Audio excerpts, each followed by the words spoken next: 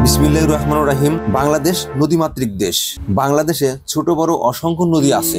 আমি এখন যে নদীতে আছি এই নদীর নাম পদ্মা নদী, আর এই জায়গার নাম হচ্ছে পাটুরিয়া ফেরিঘাট। প্রিয় দর্শক, একদম সংক্ষিপ্তভাবে পাটুরিয়া ফেরিঘাট সম্পর্কে আমরা ধারণা নেই।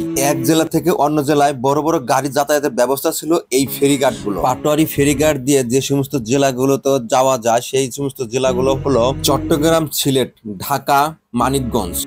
এর মাঝে আরো কিছু জেলা পড়ে। তাছাড়া ময়মনসিংহ বিভাগের জেলাগুলোও এই পাটোয়া টেক ফেরিঘাটের মাধ্যমে পশ্চিম দক্ষিণবঙ্গ জেলাগুলোর সাথে সংযুক্ত হতো। তাহলে বুঝতে পারছেন কতটা গুরুত্বপূর্ণ একটি ফেরিঘাট এটা। আগে যানবাহনের চাপ ছিল অনেক বেশি এই ফেরিঘাটে, এখন অনেকটাই কম। আগে এক সময় ঘন্টার পর ঘন্টা এসে অপেক্ষা করতে হতো এপার থেকে ওপার যেতে। প্রিয় দর্শক, ওই পারের ঘাটের নাম বলা হয় নাই, এই পারের নাম পাটুরিয়া ফেরিঘাট আর ওই পারের নাম দৌলতদিয়া ফেরিঘাট। এই ঘাটের উপরে সবচেয়ে বেশি চাপ থাকতো দুই ঈদে। অনেকটাই এই ঘাটের চাপ কমিয়ে দিয়েছে যমুনা সেতু এবং পদ্মা সেতু। উত্তরবঙ্গের ম্যাক্সিমাম গাড়ি যায় যমুনা সেতু দিয়ে, উত্তর দক্ষিণবঙ্গের অনেক গাড়ি যায় পদ্মা সেতু দিয়ে। সুতরাং চাপটা কম হওয়ারই কথা এখন।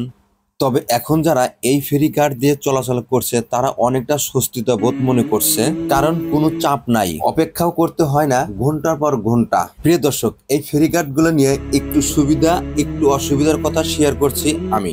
অসুবিধার কথাটাই আগে বলি।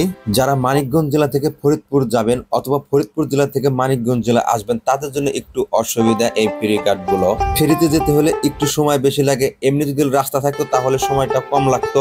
আমার জন্য কিন্তু অনেকটাই সুবিধা হয়েছিল।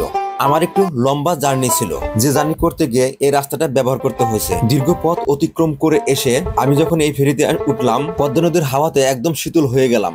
আর প্রথমবারের মতো এই ফেরি পারাপারের অভিজ্ঞতা হলো আমার। প্রিয় দর্শক, এই ভিডিওটা এখানে শেষ করছি, আবার দেখা হবে আরেকটা ভিডিওতে।